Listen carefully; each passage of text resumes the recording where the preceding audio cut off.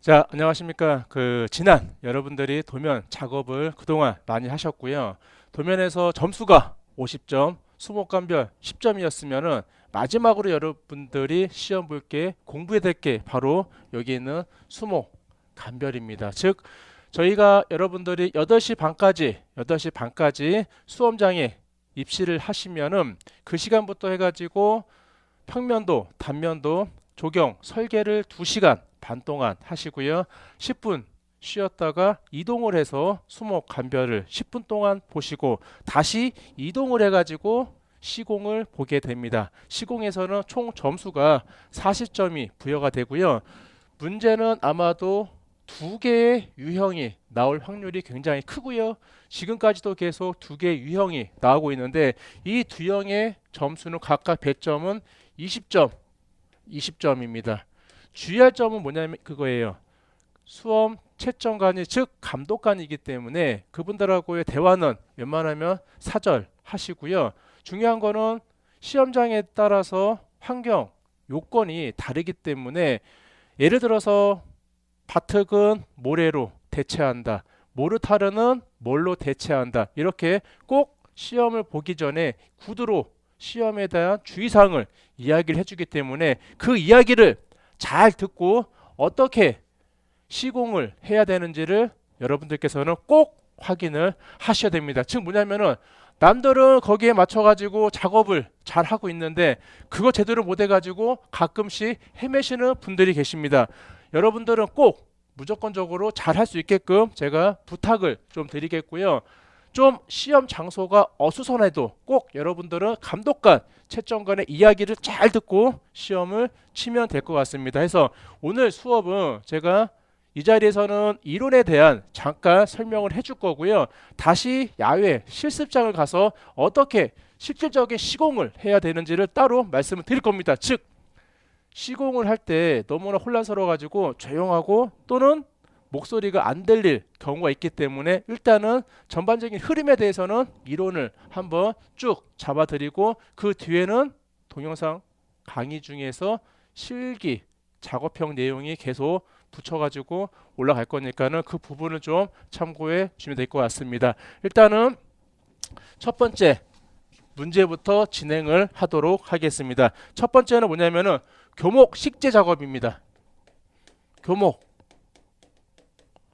식재 시험에 나올 확률이 굉장히 높고 빈도가 높습니다. 아마도 3분의 2 이상 되시는 분들은 아마도 교목 식재 작업을 나올 확률이 있다고 보시면 될 것처럼 왜 우리가 조경을 하는 거고 그렇죠. 나무를 심어야 되는 부분이기 때문에 어떻게 심어야 되는지에 대해서 알아야 되기 때문에 나올 확률이 여러분 당연히 있다고 보면 될 것 같습니다. 해서 일단 여러분 문제가 주어지면은 감독관 이야기 잘 듣고 거기에 따라서 가시면 됩니다. 첫 번째 내용 보겠습니다. 1번 교목 식재입니다. 주어진 재료로 수목 식재 및 수목 보호를 실시한다. 제한 시간은 20분이 될 수도 있고요. 이 교목 식재에다가 다음에 할 산발의 주주목을 묶어가지고 30분에 하는 경우도 있으니까는 잘 봐야겠습니다. 두 번째, 조경, 시공 현장에서 실제 식재하는 것으로 가정해서 작업을 해야겠지요. 지급된 수정은 웬만하면은 소나무가 아닌 잣나무로 될 확률이 높으니까는 그것 또한 참고해 주시고요. 준비물은 식재, 교목, 삽, 퇴비, 전지가위, 물조리개, 새끼줄, 죽수기, 용구, 녹화마대, 점토인데 여러분들이 시험장에 가실 때는 이 모든 거를 가져갈 필요는 없습니다. 제가 추천한다 그러면 여러분 전지가위 정도? 전지가위 그리고요 복장은 여러분이 작업할 수 있는 복장 그리고 신발 안전화가 없으면은 운동화 또는 제일 좋은 방법은 그렇죠 등산화 이렇게 준비하면 될 것 같습니다. 그리고 장갑은 여러분 코팅되어 있는 목장갑 빨간색으로 코팅되어 있는 목장갑 이렇게 전지가위 복장은 작업 복장, 그리고 신발은 운동화 아니면은 등산화, 그리고 목장갑 이렇게 하시고, 하나 더 있다가 하면 각반이라고 있어요, 여러분.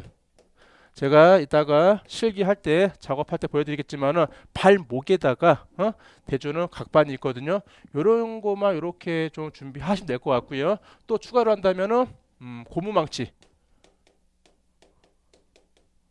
우리가 여러분 나중에 삼각, 사각, 지주봉 할 때 망치가 필요하기 때문에 혹시 없더라도 꼭 사셔야 되고요. 혹시 집에 일반 망치가 있으면은 가지고 가세요. 가지고 가시고, 그리고 못, 장못입니다. 못은 장못인데 좀 큰 못이 있어요, 여러분. 그거 4개가 필요합니다.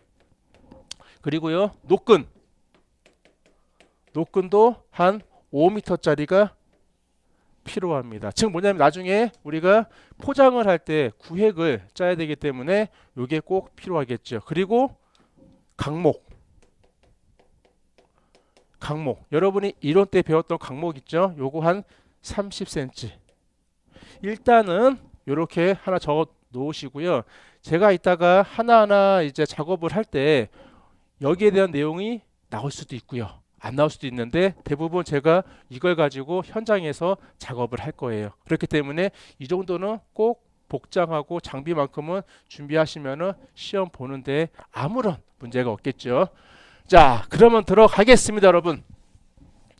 교목 식재부터 들어가겠습니다. 첫 번째, 여러분 이론 때 공부하시는 거를 약간 생각을 하시면 됩니다. 첫 번째는 뭐냐면 작업 순서예요. 일단은 여러분 시험장에 가시면은요 이렇습니다. 20명 정원이 있고요, 25명 정원이 있는데 대부분 시험장은 아마도 20명 정원입니다. 20명이서 시험을 보게 되는데 감독관, 채점관 1명이 10명씩을 소화할 수 있는 인원입니다. 그러다 보니까는 일단은 이렇게 시험 볼 확률이 커요.